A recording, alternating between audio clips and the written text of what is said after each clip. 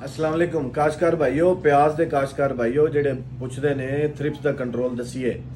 ਥ੍ਰਿਪਸ ਦੇ ਕੰਟਰੋਲ ਵਾਸਤੇ ਇਸ ਵਕਤ 4 ਜ਼ਹਿਰਾ ਮਾਰਕੀਟ ਵਿੱਚ ਮੌਜੂਦ ਨੇ। ਨੰਬਰ 1 ਹੈਗੀ ਏ ਸੋਲਵੈਸੋ ਬਾਇਰ ਨੇ ਦਿੱਤੀ ਏ। 100 ਨੰਬਰਾਂ ਦੇ ਵਿੱਚੋਂ ਹੁਣ ਮੈਂ ਨੰਬਰ ਦੇਣ ਲੱਗਾ ਹਰ ਦਵਾਈ ਨੂੰ ਉਹਦੇ ਰਿਜ਼ਲਟ ਦੇ ਹਿਸਾਬ ਨਾਲ। ਸੋਲਵੈਸੋ ਦਾ ਰਿਜ਼ਲਟ ਅਗਰ ਮੈਂ 100 ਵਿੱਚੋਂ ਨੰਬਰ ਦਿਆਂ ਤੇ 80 ਨੰਬਰ ਨੇ। ਦੂਸਰੇ ਨੰਬਰ ਤੇ ਆ ਗਈ ਸਵਾਦ ਐਗਰੋ ਵਾਲਿਆਂ ਦੀ ਪਾਇਰੇਟ ਨੂੰ ਅਗਰ ਮੈਂ ਨੰਬਰ ਦਿਆਂ 100 ਵਿੱਚੋਂ ਤੇ 100 ਵਿੱਚੋਂ 90 ਨੰਬਰ ਪਾਇਰੇਟ ਲੈ ਜਾਂਦੀ 100 ml ਡੋਜ਼ ਹੈ। ਤੀਸਰੇ ਨੰਬਰ ਤੇ ਆ ਗਈ ਕਲੋਰੋਫੈਨਾਪਾਇਰ ਜੈਨਰਿਕ ਦੇ ਵਿੱਚ ਕਿਸੇ ਅੱਛੇ ਗਰੁੱਪ ਦੀ ਹੈ ਅਗਰ ਇਸਤੇਮਾਲ ਕਰ ਰਹੇ ਜੇ 200-250 ml ਇਹਦੀ ਡੋਜ਼ ਹੁੰਦੀ ਹੈ। ਤਕਰੀਬਨ 100 ਦੇ ਵਿੱਚ 70 ਤੋਂ ਲੈ ਕੇ 80% ਤੱਕ ਕੰਟਰੋਲ ਇਹ ਵੀ ਦੇ ਦਿੰਦੀ ਹੈ। ਖਰਚਾ ਸਭ ਤੋਂ ਕਮ ਇਹਦਾ ਹੈ। ਜ਼ਿਮੀਦਾਰ ਨੂੰ ਇਹ ਜ਼ਿਆਦਾ ਸੂਟ ਕਰਦੀ ਹੈ ਕਿਉਂਕਿ ਇਹਦਾ ਖਰਚਾ ਕਮ ਹੈ।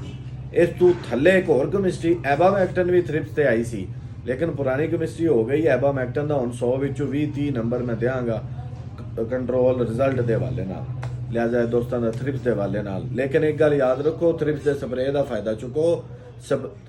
ਪਰਪਲ ਬਲਾਚ ਵੀ ਆਈ ਹੋਈ ਹੈ, ਉੱਤੋਂ ਜਿਹੜੇ ਪੱਤੇ ਨੇ ਉਹ ਸੜਦੇ ਪਏ ਨੇ। ਪਰਪਲ ਬਲਾਚ ਵਾਸਤੇ ਕੋਈ ਨਾ ਕੋਈ ਫੰਜਾਸਾਈਡ ਥ੍ਰਿਪਸ ਦੇ ਸਪਰੇਅ ਦੇ ਵਿੱਚ ਨਾਲ ਸ਼ਾਮਿਲ ਕਰਦੇ ਰਹੋ। ਤੇ ਇਸ ਟਾਈਮ ਮੌਕਾ ਹੈਗਾ ਜੇ ਪੋਟਾਸ਼ ਫਲੱਡ ਕਰਨ ਦਾ ਪਿਆਜ਼ ਨੂੰ। अस्सलाम वालेकुम।